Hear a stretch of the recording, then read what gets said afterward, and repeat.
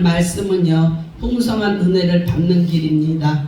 여기에서 보면은 지금 본문 읽어드린 것처럼 같이 읽었던 것처럼 선지생도가 있었어요. 이 당시에도 지금도 많은 주의 종, 이제 장신대나 충신대나 뭐 서울 신대나 이런 유명한 대학도 있지만 오늘날에는 저희들과 같은 여종을 하나님께서 세우셨어요. 그래서 선지학교들이 많이 있잖아요. 말하자면 군소신학교. 근데 그 군소신학교도 어떻게 공부하느냐, 어떤 마음의 자세로 이제 가서 배우느냐에 따라서 내가 하나님 보시기에 합당한 그릇이 돼요. 근데 그 군소신학교에도 그 많은 사람들이 다니지만 그 한두 사람을 위해서 수많은 사람들이 같이 동역해요. 근데 이왕이면 내가 나 때문에 다른 사람이 다 왔으면 좋겠죠.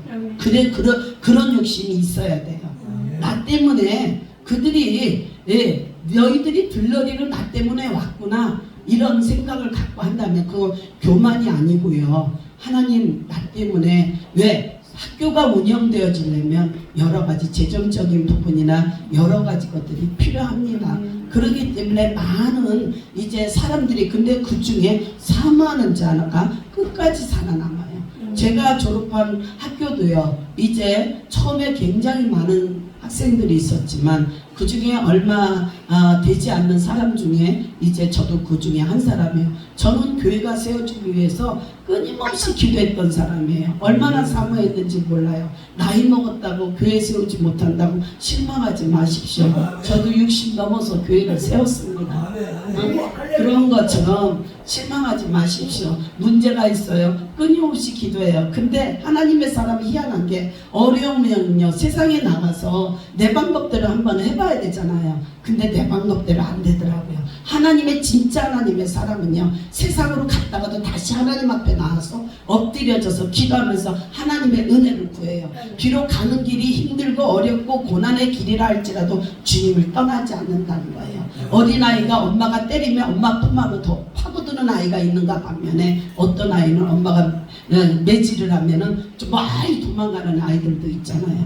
근데 누가 더 이뻐요? 내 품 안에 품는 그 자녀가 참 자녀인 것처럼 그렇다고 해서 그 나간 자녀는 자녀가 아니다. 그것이 아니고 더 사랑스럽죠. 이쁘죠. 이왕이면 하나님 안에 여기에서도 보면요. 선지자의 제자들의 아내 중에 한 여인이 엘리사에게 부르짖어 이르되 이제 사실을 말을 하는 거예요. 당신의 종 나의 남편이 이미 죽었는데 당신의 종이 여호와를 경외하는 줄. 참으로 그 선지생도는요 성실한 사람이었던 것 같아요. 아내가 인정함을 받을 정도, 아내에게 인정함을 받을 정도면 그러죠. 목사님들이 내 아내가 사모가 목사님 하는 설교를 인정하면 끝난 거라고.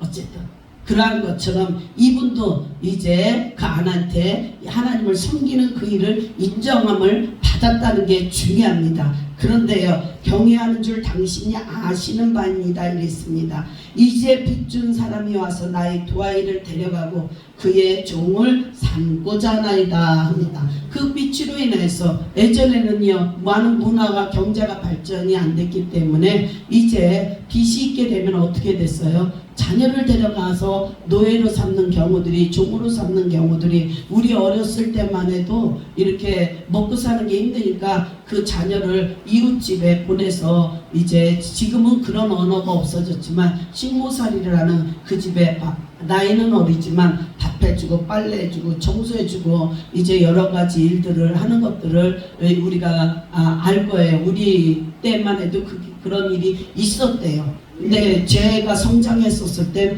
저는 엄마 아빠 사랑을 참 많이 받았던 사람 중에 한 사람이었었는데 그 아무리 사랑을 받았어도요 하나님 앞에 사랑받아요. 소용없어요. 사람 앞에 아무리 사랑을 많이 받아도 하나님 앞에 사랑을 받아야 그 사람이 진짜 사랑이에요. 진짜. 그랬던 것처럼 저와 여러분 하나님이 여기에서 보면은 재정적인 문제가 엘리사를 통해 기적적으로 해결되어진 장면이 주어지는데 풍성한 은혜를 받으려면 어떻게 해야 되는지, 첫 번째로 하나님께 필요한 것을 구하는 자가 되어야 되겠습니다. 필요한 건요, 우리가 기도를 그냥 하는 것이 아니라 내가 필요한 것들을 구체적으로, 이 여인처럼 나의 남편이, 당신도 알지만 나의 남편이 얼마나 성실했습니까?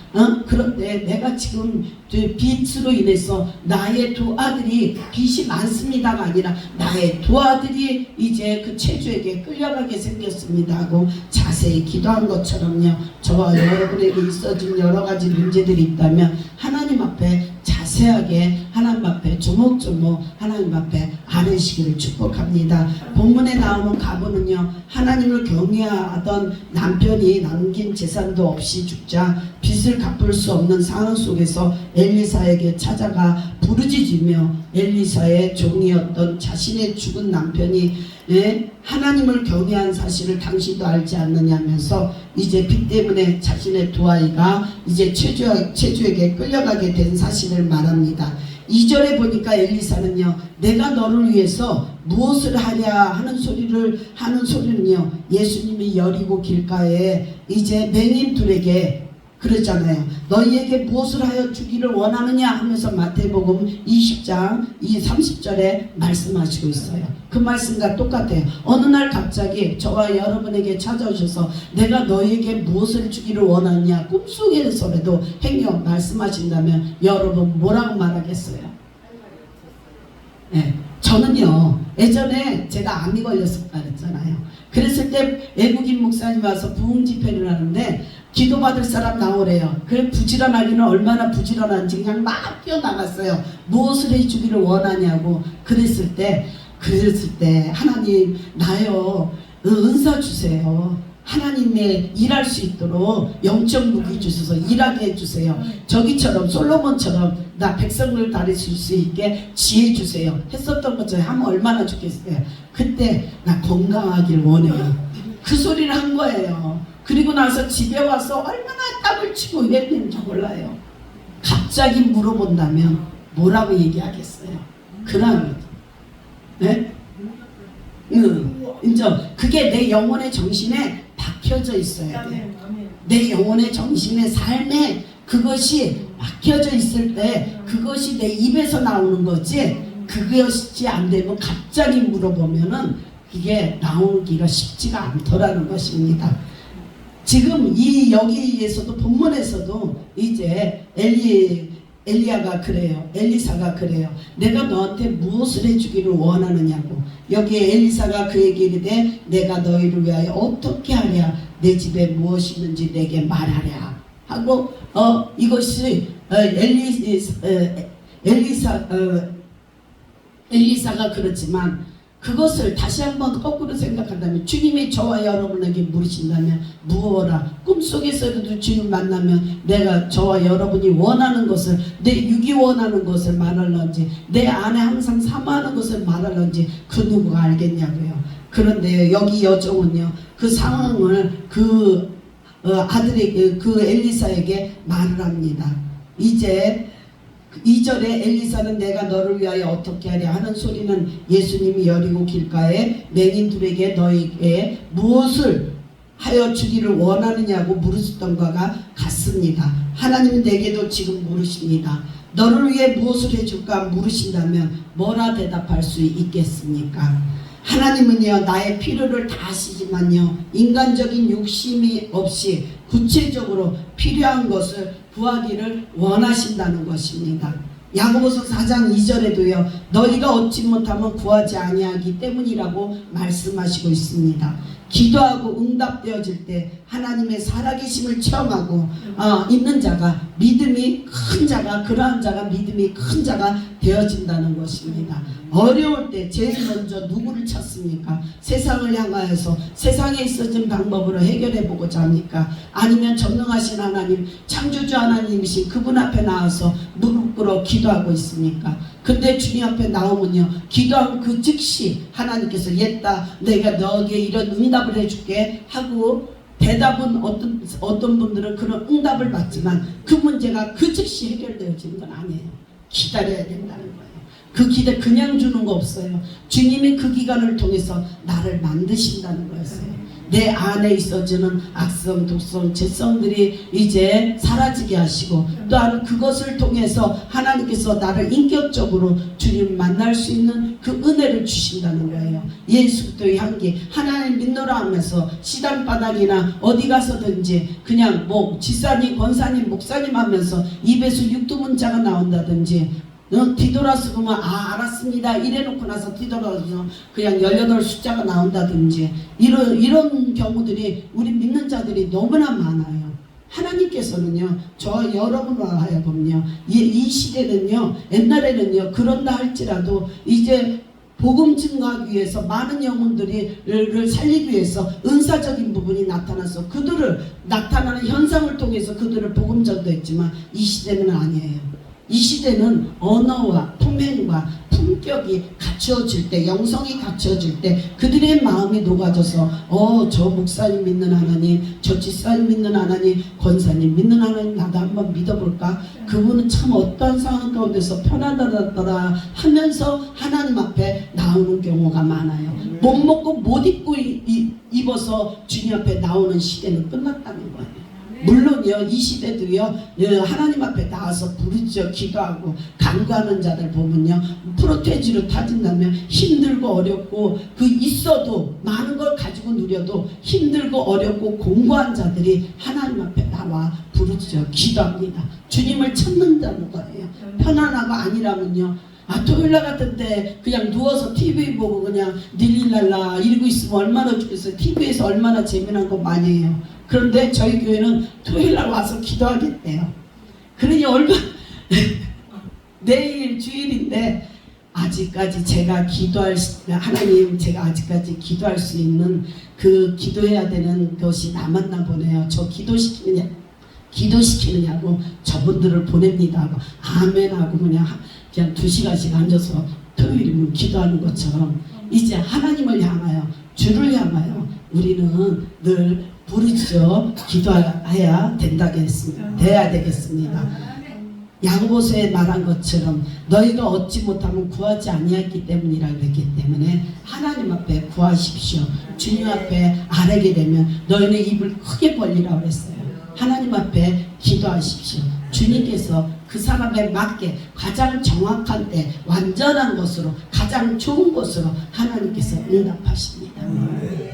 두 번째는요 작은 것을 무시하지 말아야 됩니다. 엘리사가 가부에게 내 집이 무엇이 있는지 말하라 할 때요 그녀는요 이제 뭐라고 얘기했냐면 계집종의 집에 기름 한 그릇 외에는 아무것도 없습니다 하고 단정 지어 버렸어요. 여기에서 보니까 2절 하반절에 보면 계집종의 집에 기름 한 그릇 외에는 아무것도 없습니다 하고 이제 단정 지어서 말을 합니다. 그때 그녀는 아무것도 없다는 사실에 초점을 맞췄지만 엘리사는 그 기름 한 그릇이 있다는 사실에 초점을 맞췄어요. 있다는 그것으로 하나님께서 역사하셨다는 거예요. 엘리사를 통하여서. 엘리사처럼 현재 없는 것보다 있는 것을 볼 줄 아는 우리 영혼의 눈이 열려야 된다는 것입니다.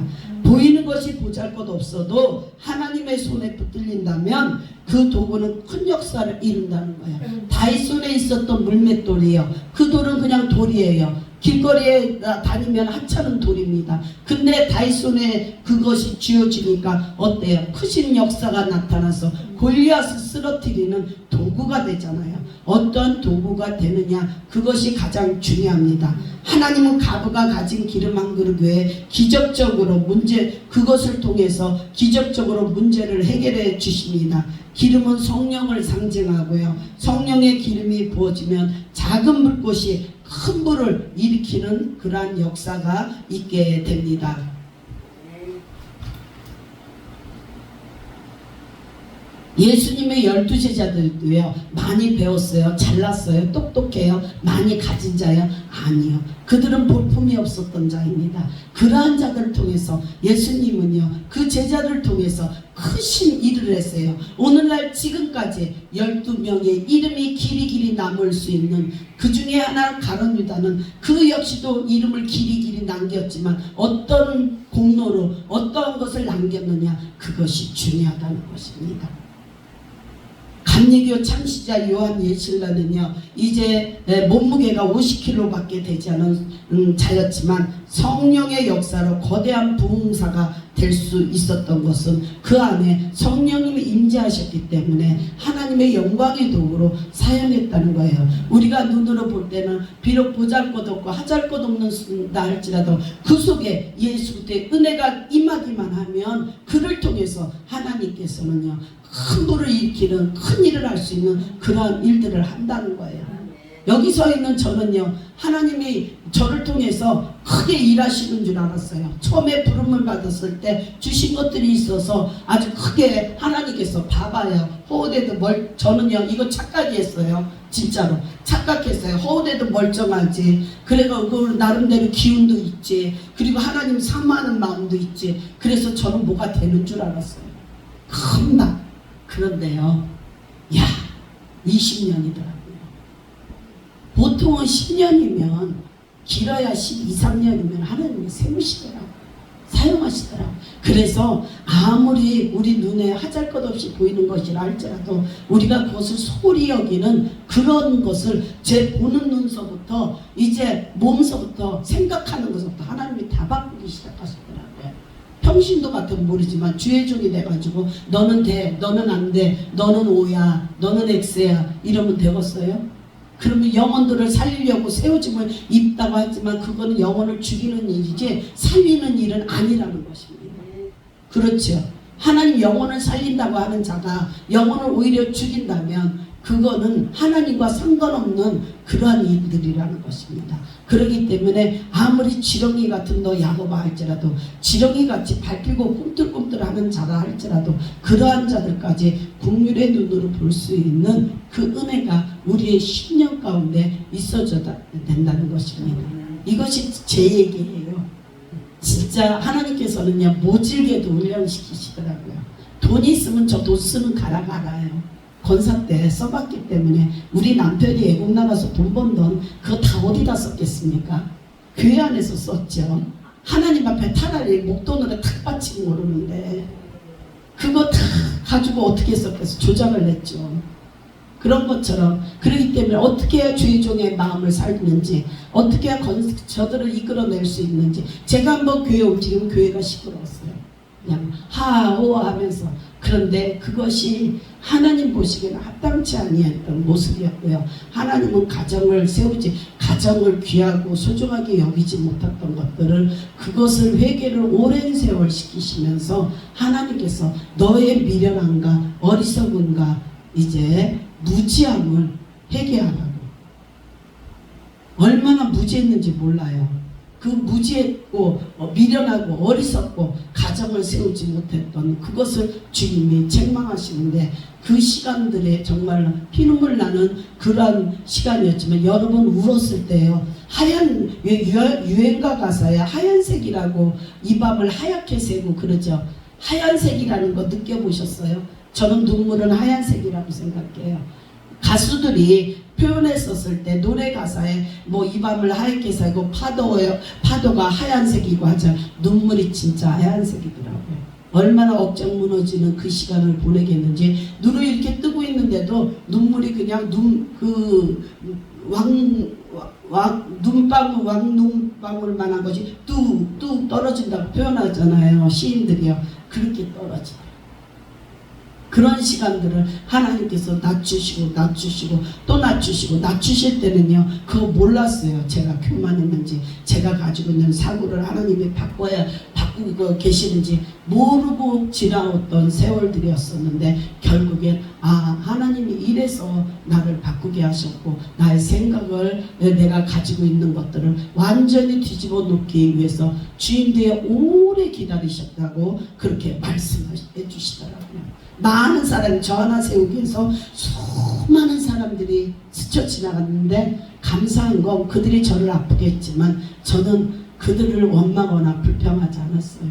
나중에 하나님 용서하시라고 제가 하나님 앞에 바로 서지 못해서 그랬기 때문에 하나님 용서하십시오 했던 기도가 생각이 납니다.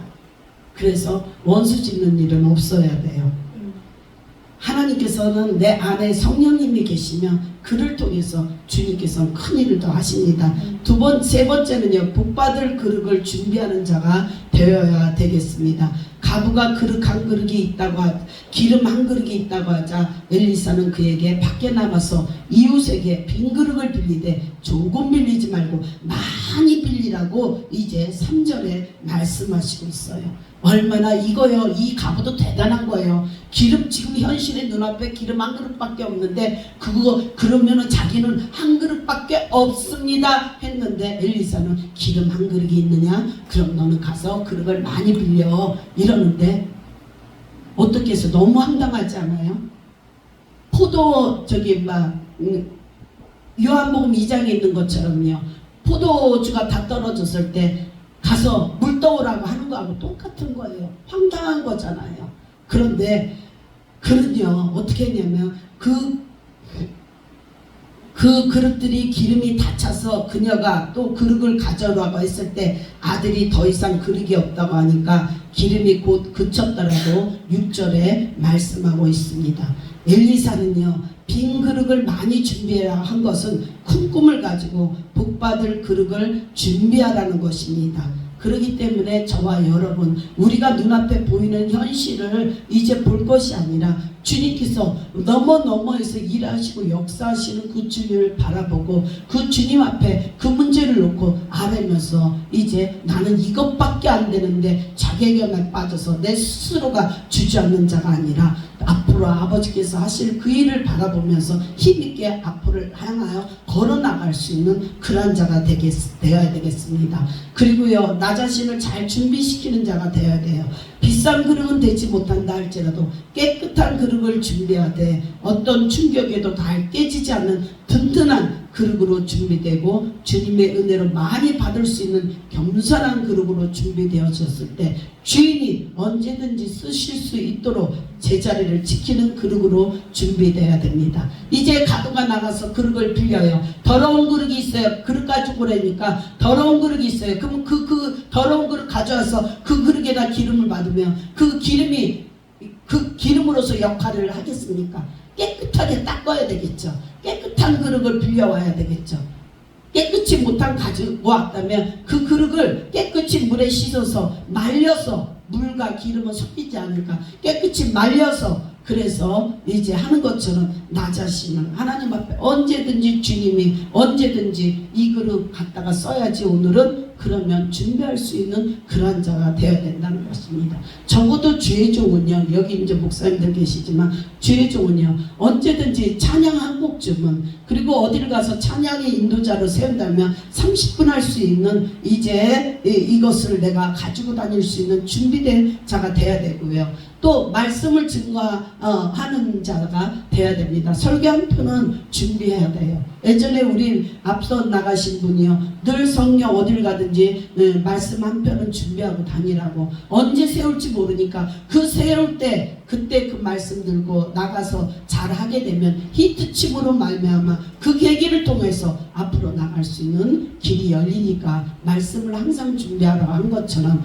우리의 삶 또한 우리의 삶 또한 게으르게 하나님이 잠잠히 있으라 그랬다 그래서 그냥 있는 것이 아니라, 이렇게 우리도요, 물이 이렇게 있으면요, 우리도 잠자는 호숫가에 있으면 가만히 떠 있는 것 같지만 그 우리는 물속에서 두 발을 그냥 끊임없이 젓고 있는 것처럼 우리는 끊임없이 준비하면서 하나님이 언제 부르시든지 주님의 아멘, 내가 여기 있습니다 할 줄 아는 깨끗한 그릇으로 준비되어 줄 수 있는 그러한 자가 되어야 되겠습니다. 네 번째는요, 하나님을 바라봐야 돼요. 하나님만 바라보아야 됩니다.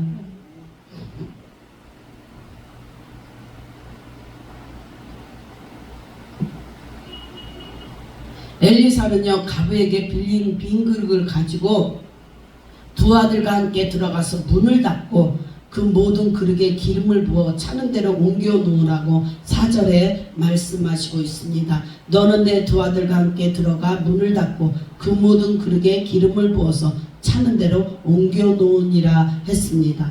왜 방으로 들어가 문을 닫으라고 했을까요? 이 얘기를 한다면 우리가 여리고성 얘기를 하지 않을 수가 없죠. 여리고성을 이제 그것을 침략하기, 그것을 이제 정복하기 위해서 여호수아를 통해서 6바퀴를 말없이 돌으라 그랬어요. 그리고 7바퀴 돌을 때 내가 소리를 지르라 하면 그때 목청고 소리를 지르라 한 것처럼 이 사람들하고 말을 지나다니다 이 얘기 저 얘기 은혜 받은 얘기를 하다 보면요, 사단이 틈타요. 있던 믿음도 없어져요. 그건 그 뜻이 아니야. 이렇게 말하는 것에 내가 그냥 무너져 내린다니까요. 그렇기 때문에 하나님이 일하실 때는 입을 닫아야 된다는 거예요. 입을 다물고 하나님께서 하나님만 바라보고 불신앙적인 그런 이웃의 말을 듣지 말라는 뜻입니다. 그때요, 그때 이 가부였었어요. 이 가부가요, 이 가부의 집에 주의 종이 가면요, 세상 사람 지금도 마찬가지지만 얼마나 말이 많습니까? 여자들이 입이 그냥 잠시도 가만히 있지 않고 젊은 가부 집에 갔어, 어이구 저 집에 문을 닫았네 해가면서 뭐가 있다고 그러지? 그러면서 이 소리 저 소리 많은 소리를 듣다 보면 나도 모르게 시험거리가 들어요. 그렇기 때문에 그럴 때는 아무 소리 안 하고 하나님 앞에 오직 하나님만 의뢰하고 신뢰해야 된다는 것입니다. 그때 그릇을 빌려준 이웃들이 의아하면서 수군거렸을 거예요. 왜 그릇을 빌리지? 기름 한 병밖에 한 그릇밖에 없는데 그 기름이 어떻게 나겠어? 그 소리를 듣는 그때서부터 주를 향한 믿음이 무너지기 때문에 그들이 하는 온갖 불신앙적인 그런 말을 듣는 것도 조심하고 듣는 것도 조심해야 됩니다. 말하는 것도 조심하고요, 듣는 것도 조심해야 됩니다. 마가복음 4장 24절에요. 예수님은 너희가 무엇을 듣느냐 스스로 삼가라고 말씀하고 있습니다. 어떤 소리를 듣느냐에 따라서 얻어지는 것도 다르다는 거예요. 저희 친구가 한 번은요, 어떤 목사님에 대한 안 좋은 소리를 들었어요. 그들이요, 그 안 좋은 소리를 교회 가까운 곳에 사니까 새벽 예배 기도하러 와가지고 기도 잠깐 하고 와서 그 어떤 목사님을 그냥 끊임없이 어쩌고 저쩌고 하는 거예요. 그러니까 그 소리를 듣고 나니까 나중에 그분이 어디서 말씀 가르쳐주는 그 사역을 한다고 하니까요, 그분이 그 들은 안 좋은 소리 들은 이미지가 있잖아요. 그러니까 이분하고 가까이 못 가는 거예요. 거기서 많은 은혜가 쏟아져 부어져도 그것을 온전히 내 것으로 흡수하지 못하니까 영으로 성장되어지고 자라지 못해요. 근데 같이 있었던 그 자리에 같이 있었던 저는 듣지 않았잖아요. 그러니까 거기서 성장되어지면서 제가 이렇게 앞으로 나갈 수 있는 발판을 거기서 만들어서 하나님께서 나가게 하시더라고요. 그렇기 때문에 저와 여러분 어떤 소리를 듣느냐 그것이 중요합니다. 우리는 항상 말을 할 때요, 긍정적인 말, 위로의 말, 소망의 말을 하는 자가 되어야 되고요. 듣는 귀 역시도 허물을 듣는 것보다, 비판하는 소리를 듣는 것보다 그럴 때는 얼른 일어나서 그냥 듣지 않는 것이 오히려 내게 영적으로 유익이라는 것입니다. 내가 영이 자랄 수 있는 거예요. 내가 어떤 분을 통해서 이제 얘기를 저분 말씀하실 때 굉장히 은혜가 된다. 그러면 내가 그 말씀을 가지고 이제 기도해보고 그 목사님 언제 한번 오시면 내가 한번 가봐야지 하는데 옆에서 아이 그분 그거 아니야. 이상한 소리 하게 되면요, 가던 발걸음이 멈춰지잖아요. 그렇기 때문에 우리는 어떤 소리를 듣느냐 어떤 소리를 하느냐 그것이 중요합니다. 예수님 당시에도 기도를 뽐내던 바리새인들은요, 일부러 사람이 많은 곳에서도 기도했지만 예수님은요, 마태복음 6장 6절에요, 골방에 들어가 문을 닫고 기도하라고 했습니다. 골방에서 하나님과 기도를 은밀하게 교제하면 나 자신이 하나님으로 꽉 채워짐을 느끼고요, 이제 그때서부터 이제 꽉 채워짐을 느낀다는 것입니다. 그때부터 사람들의 시선에 연연하지 않고 세상에 대한 미련이나 환경에 얽매이지 않게 된다는 것입니다. 예수님도요, 골방 기도를 남에게만 강조하지 아니하시고 당신 자신도 습관적으로 항상 혼자 한적한 곳으로 가셔서 기도했다고 말씀에 있습니다. 아무에게도 방해받지 않고 기도에 전념하는 나만의 기도 장소를 이제 가질 때 그때 은밀한 기도가 이루어집니다. 저는요 이제 말씀을 매주 이렇게 준비하는데 말씀 준비할 때 저는 교회에서 준비 안 해요. 물론 이제 교회에서 이렇게 아무도 없으니까 하는데 집중이 안 돼요. 저는 교회가 집이고 집이 교회이기 때문에. 그래서 아무도 모르는 곳에 가서 말씀을 준비를 합니다. 가서 도서관에 가요. 가서 몇 시간 앉아 있어요. 그래서 거기 가서 혼자 다음 주 할 거 미리 준비해 놓고 그리고 거기서 놀아도 거기서 놀다가 와요. 교회에 있게 되면 자꾸만 이것도 한번 만져보고 저것도 한번 만져보고 그러잖아요. 그쵸? 그리고 집중적으로 그리고 또 어떤 때는 그 사람들이 많긴 하는데 묵상할 수 있잖아요. 눈 감고 가만히 혼자 기도하면서 그 시간도 가져요. 혼자. 물론 이제 찬양 틀어놓고 은혜 가운데 있는데 저는 저만의 시간이 있어요. 나름대로의 피곤도 풀고 이렇게 하게 되면 시간 여유가 어느 장소든지 가게 되면 시간 여유를 많이 두고 가서 미리 그 장소에 가서 미리 성경 오늘 말씀 오늘 증거할 거 한번 읽어보고 준비는 했으니까 읽어보고 거기에 앉아서 나만의 시간 피로도 좀 풀고 제가 차가 있는 것이 아니니까 그냥 앉아서 피로도 풀고 그렇게 하고 거기서 힘을 얻고 그리고 나오는 것처럼 다 각자 자기가 영으로 성숙되어지고 잘할 수 있는 나만의 골방 기도가 필요합니다. 그러한 것처럼 기도할 때 남을 의식하지 말고요. 눈과 귀와 마음을 하나님께 집중해 기도하고 모든 면에 하나님만 바라볼 때 어려운 문제가 해결되고 풍성한 은혜가 임하는 역사가 있습니다. 다섯 번째는요. 기도대로 믿고 행동해야 돼요. 4절에 엘리사가 가부에게 두 아들과 함께 문을 닫고 준비한 모든 그릇에 기름을 부어 차는 대로 옮겨 놓으라고 합니다. 그때 가부는요 모든 그릇에 부어서 채울 기름이 어디 있지 하고 의심하지 않았다는 것입니다. 이것이 중요해요. 이제 예수님의 어머니 마리아가 너희들 가서 물을 떠와라 그랬을 때 그들은 하인들은 묻지 아니하였더라 했거든요. 그러한 것처럼 의심하지 않았다는 거예요. 보통은요 기름이 어디 있어요?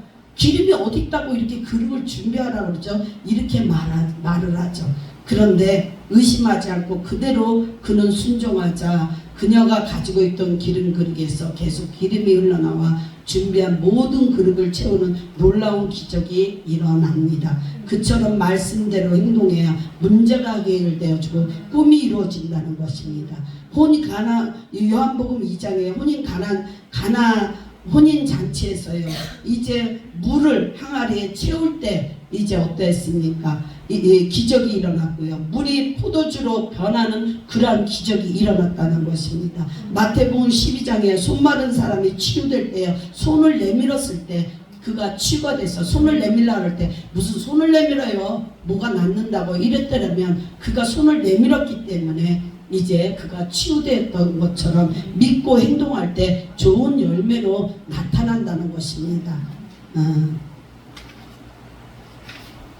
돌무더기와 잡초로 뒤덮은 땅은요 겉으로는 아무것도 없는 것 같지만요 그 속에는 보물이 심겨져 있을 수 있습니다. 보물을 찾으려면요 땅을 파고 행동해야 된다는 거예요. 이제 그 정글이 있으면 그 정글에 있는 그 나무들을 다 제거하고 또 돌도 땅이 있으면 거기에 돌을 다 파내고 나야 그 속에 보물을 찾을 수 있는 것처럼 그냥 얻어지는 것이 아니라는 것입니다. 가부가 기름을 붓는 행동을 할 때 계속 기름이 흘러나오듯이 믿음으로 행동하게 되면 하나님의 역사는 계속됩니다. 하나님의 가부 가정이 필요를 채워주실 때 직접 재정을 부어줄 수도 있고요. 또 빚준 사람의 마음을 감동시켜서 탕감받게도 할 수 있어요. 오늘날에 로또가 돼가지고 우리 기도하는 사람들 가난한 사람 많아요. 로또를 사가지고 이제 했으면 그 로또가 당첨이 되면 얼마나 좋겠어요. 그런데 하나님 그 방법을 안 쓰신다는 거예요. 그 방법이 아니고 그것을 하나님 분명히 일하시지만 그 과정을 통해서 하나님께서 나를 만들어 나가시고 나를 하나님께서 말씀으로 채우는 시간 되게 하시고 그 시간을 통해서 주님이 어떤 분이라는지 더 알게 하시고 그 시간을 주님께서 하신다는 것입니다. 그렇기 때문에 한 번 해주면 얼마나 좋겠어요. 제가 옛날에요 카드가 있었는데 7개가 있었어요. IMF 터지기 전이에요. 2,000이 넘는데 그걸 7개를 그냥 카드 7개를 돌려막는데 나는 하나님께서 열심히 일했으니까 축복해 줄 줄 알았어요. 주의 일하니까. 근데 아니에요. 겪을 건 겪어야 되겠더라고요. 그것을 그냥 막 하고 났는데 나중에 10년 후에 파산 신고를 했는데 1억이 넘더라고요. 그때 당시에 1억이면 여자한테서 1억이면 엄청난 돈이에요. 그때는 억소리가 지금은 억소리 많이 하지만 그때 당시는 억소리 안 할 때 그랬었을 때 그 일을 제가 저질러 놓고 보고 나니까 참 하나님은 저를 축복해 주셔서 교회도 섬겼고 그러니까 뭐가 될 줄 알았어요. 그런데 그 시간에 하나님은요 저를 만드시더라고요. 그리고 죄적으로 하나님께서 세우시더라는 것입니다. 왜 굳이 빈 그릇을 빌려오라고 그릇에 기름 붓는 빈 그릇을 빌려오라고 하고 그릇에 기름 붓는 번거로운 과정을 겪게 하는 것은 스스로 해야 될 일은 스스로 땀 흘려 하라는 뜻이라고 볼 수 있습니다. 은혜를 받으려면 스스로 해야 할 일을 열심히 하는 이제 순종적인 사람이 돼야 됩니다. 은혜를 받아야 되는데 가만히 주님 나 은혜 부어주세요. 아니요. 은혜 자리에 가서 기도하는 자리에 가서 땀이 그냥 엄청나게 쏟아지도록 그냥 막 하나님 함께하옵소서 부르짖어 기도할 때 그때 하나님의 은혜도 임하고요. 은사도 임하고요. 능력도 그때 임하고요. 그리고요 내 안에 기도할 때요. 내 안에 악한 것들이 떠나가고요. 나를 괴롭게 하고요. 몸 아픈 것들까지라도 기도할 때 하나님께서 초대해 주신다면 그 수고를 하지 않냐고 그냥 주시는 것은 귀신 역사예요. 귀신들은 가만히 있어도 와서 얘기해요. 가만히 있어도 막 보게 하고요. 듣게 하고요. 그래요. 남을 애면하는 사람은 순종적인 자가 아니라 불순종하면서 은혜를 구하는 것은 이치에 맞지 않습니다. 진짜 은혜는요 스스로 해야 될 일을 하는 순종적인 삶을 통해 주어집니다. 기적은 가만히 있을 때 주어지지 않고 씨앗을 이제 씨앗 행동과 함께 이제 심어야 된다는 거예요. 베드로는요 배 오른편에 그물을 던지는 씨앗 행동을 했기 때문에 만선의 기적을 이제 그가 거둘 수 있었습니다. 내가 해야 할 일과 할 수 있는 일을 힘써서 해야 하나님은 할 수 없는 일을 해주십니다. 기도하고 땀 흘릴 일은요 내가 해야 될 일이고요. 그 기도를 기쁘게 받아주시고 응답하시는 것은 주님이 하셔야 된다는 것입니다. 기도 응답 문제까지요 넘보면서 어저께 신방을 갔는데 어떤 집사님이 그러더라고. 아니 딸을 위해서 기도를 해주는데 어떻게 기도해 주라는 것까지 저한테 말을 하더라고요. 그래서 가만히 있어 보라고. 어떻게 기도를 하나님께서 하게 하셔야지 기도하는 방법까지 가르쳐준 본인이 하셔야 되겠네요. 제가 그랬는데 이게 기도 응답한 문제까지 넘보면서 하나님이 하실 일을 우리는 간섭해서는 안 돼요. 우리는 기도할 뿐이고 그 기도에 대한 응답은 주님이 해주시는 것이라는 것입니다. 그리고요 떼쓰지 말고요 하나님 뜻 가운데 응답이 주어질 줄 믿고 내가 해야 될 일을 하는 것이 행동하는 믿음이라는 것입니다. 저는 기도가 세워지기 위해서 수많은 시간들을 기도했다고 했어요. 그래서 저는 그 기도가 세워지기 위해서 했는데 그날 그 교회가 세워지기 위해서 돈을 조금 가지고 있었어요. 150만 원을 준비를 했는데 다 쓰고 조금 쓰고 나서 50만 원인가 남았어요. 그래서 그걸 가지고 이제 교회 계약하러 가는데요. 돈이 없었어요. 그때 집 보증금이 얼마 되지 않는 거 그거밖에는 없었어요. 그걸로 교회에 얻으면 이사 비용도 없고 아무것도 없는 상태예요. 그런데 그거 가져가서 계약을 딱 하고 나니까 그때서야 하나님이 일하시더라고요. 그러니까 다 준비되어진 다음에 하려고 하지 마십시오.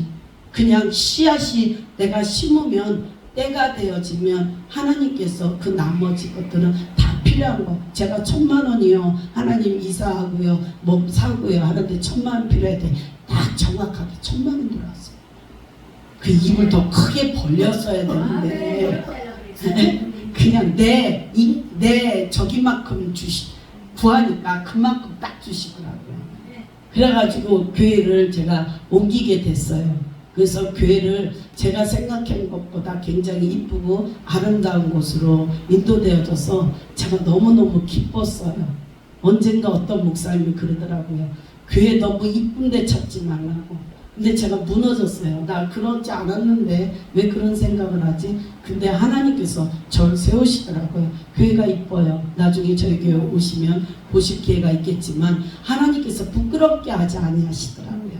이렇게 구렁텅이에 처박혀서 정말로 얼굴도 못 드는 그런 곳에 세우는 것이 아니라 저는 목사안수 받을 때 얼굴도 못 들었어요.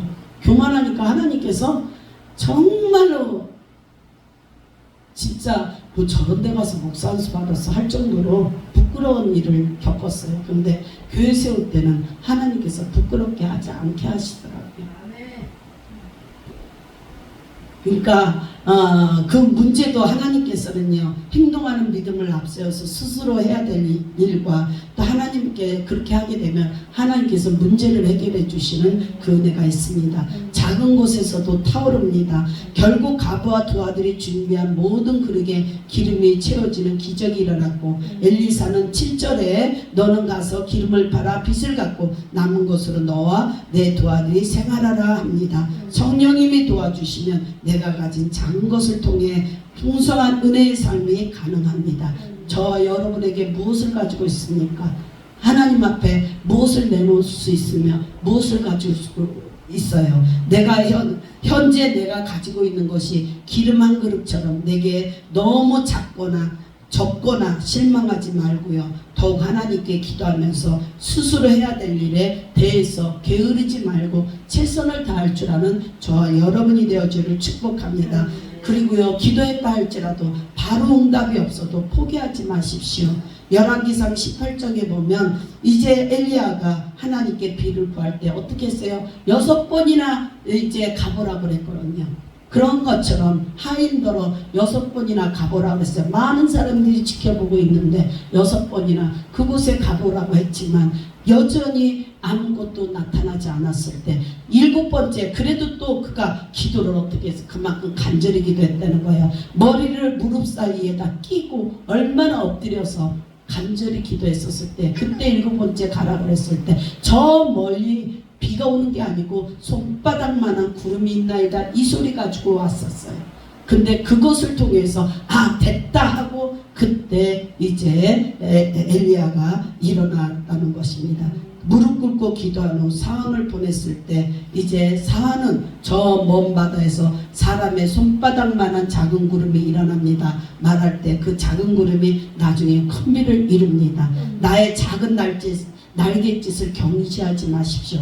그것이 파장을 크게 일으킨다는 것입니다. 그러기에 나의 믿음과 믿음의 기도와 행동이 큰 변화를 일으키고 기적의 원천이 되므로 지금 가진 것이 적거나 작다고 실망하지 마시고 일이 뜻대로 안 되어도 꿈을 포기하지 말고 생각을요 작은 것에서 큰 것을 볼 줄 아는 눈이 열려야 되고요. 안 되는 것에서 되는 것을 보는 눈이 열려야 되고 없는 것에서 있는 것을 보는 믿음의 눈과 하나님을 바라보고 기도하는 자가 되어야 되겠습니다. 안 된다는 말이나 불행하다는 말이나 가진 것이 없다는 말을 삼가하라고 자신의 입으로 불행과 실패를 애언하지 말라는 거예요. 우리는요 소망적인 말을 해야 돼요. 위로의 말을 해야 돼요. 우리가 기도하면요 무엇을 봐요? 저 사람에 대해서 안 좋은 거 보면 가서 쪼르륵 가서 말을 해줘요. 아니요. 그것을 본 거 있으면 그걸 다시 구라가 아니라 거기서 조금 살을 붙여서 이제 긍정적인 말로 소망의 말로 이렇게 하면 하나님께서 축복하신다니까 그렇게 하지 말고 이렇게 해봐 하고 위로해 줘야 된다는 것입니다. 내게 있는 손바닥만한 구름이라도 이렇게 긍정적으로 하나님 이 작은 구름에서 은혜와 기적의 소낙비를 보겠나이다. 실망하지 않고 낙담하지 않고 계속 나로 하여금 기도하게 하옵소서 하고 하나님 앞에 간구해야 됩니다. 반드시 주님은요, 은혜의 비가 우리의 삶 가운데 풍성하게 내리는 때가 있습니다. 분명히 있어요. 저도 그게 있으니까 내일 모레 70을 바라보면서도 힘있게 저 보십시오. 없는 사람 같아요? 저 많아요. 진짜 너무 많죠. 그런데요, 하나님이요, 사람은요 속에 들어가면 다 똑같아요. 문제가 없는 사람이 없어요. 그렇지만 그 속에서 하나님을 얼마만큼 붙들며 얼마만큼 신뢰하며 그 주님으로 인해서 얼마만큼 기뻐하며 달려가느냐, 그것이 중요하다는 것입니다. 우리가 누구를 믿어요? 창조주 하나님을 믿어요. 주님은 분명히 말씀에 능치 못함이 없다고 그랬어요. 무엇이든지 할 수 있거든요. 무슨 말이냐? 무엇이든지 할 수 있다고 그랬어요. 우리가 이 말씀을 그냥 단편적으로 믿는 것보다 그 뒤에서 역사하시는 그 하나님의 크신 그것을 바라보면서 정말로 내게 있어지는 현실의 암담한 그것을 주님 앞에 아뢰어서 정말로 음지의 작은 일에도 잘 타오를 수 있도록 나 자신을 이제 준비해야 된다는 것입니다. 내 자신은 낙담하고 절망하고 불을 붙여도 불이 붙지 않는 그러한 상태로 만들어 놓고 하나님 역사옵소서 한 입으로만 한다면 주님이 역사하지 않으셔요. 그렇죠. 때에 따라서는요, 주님은 그 속에 엘리야가요, 장작불에다가 어떻게 했어요? 물을 붓고 또랑에다가 물을 가득하고 하나님 위에서부터 부어주는 은혜가 있으면 그 또랑에 있는 물까지 태우고 젖은 장작개비도 이제 불을 이제 내리는 그 역사가 있어요. 있지만 그러기 전에 내 자신의 심령이 하나님 앞에, 근데 엘리야가 죽었어요? 아니요. 엘리야는 하나님을 사모하는 마음이 있었기 때문에 거기서 불이 내릴 수 있는 은혜가 있었다는 거예요. 항상 저와 여러분, 나 자신을 긍정적인 사람으로 젖은 그냥 나무 장작처럼 젖은 상태로 있는 것이 아니라 항상 움직이십시오. 오리가 그 잔잔한 물속에서 발을 움직이듯이 늘 부지런히 움직이고 하나님을 향하여 늘 끊임없이 기도하게 되면 그 주님은 반드시 일하시고 행하여 주셔서 저와 여러분을 알고 평강의 은혜로 하나님께서 일하여 주십니다. 우리 남편이요, 얼마나 불같은 사람이에요. 저 죽인다고 칼을 품고 다녔던 사람인데요, 저는요 끊임없이 그 속에서 남편 몰래 떨어져 살면서 몇 년을 숨어서 살면서 기도했어요. 하나님 일하시라고. 그랬더니 다시 만나는 날 그가 녹아져 내리더라고요. 그가요, 우리 집에 오면요 1,000원짜리 귤하나 안 사오는 사람인데 지금은 밥도 삽니다. 2번이나 얻어먹었어요. 어떻게 그럴 수가 있냐고 그랬죠. 제가 그랬는데 그 남편이 녹아지니까 제가 엄청 잘못했잖아요. 그런데 밥을 사더라고요. 그렇게 하나님 만드시지 어느 날 아침에 남편이 변화되어지고 그것이 아니에요. 그 남편은 그대로 있지만 하나님께서 그와 저와 사이에 있는 것을 무너뜨리시더라고요. 이것이 사역이 무너지는 것 같은 그것을요 하나님께서 사역의 현장으로 인도하시더라는 거예요. 축복합니다. 기도하겠습니다. 주님 감사합니다. 두서없이 전한 말씀입니다. 주님 용서하옵소서. 잘못 전한 거 있다면 용서하시고 성령님 저희들의 은혜로 주님 저희들을 새롭게 하게 하시고 힘있게 하게 하셔서 오직 주만 바랄 수 있는 은혜를 더하게 하옵소서. 예수님의 이름으로 기도합니다. 아멘. 이 찬양하고 기도하겠습니다.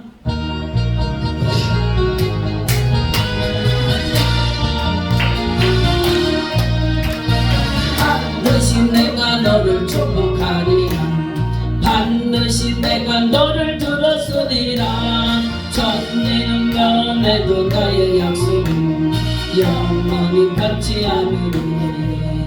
돌로 말라 강하고 담대하라. 낙심하며 실망치 말라. 낙심하며 실망치 말라. 실망치 말라. 내 소원 이루는 날서 기오리니 내게 영광 돌리니. 영광의 그날이 속히 오리니 내게 찬양하리라. 반드시 내가 너를 축복하리라. 반드시 내가 너를 들었으리라. 있어도 온전히 나를 지키라. 로 말라 강하고 담대하라. 인내하며 부르짖으라. 인내하며 부르짖으라.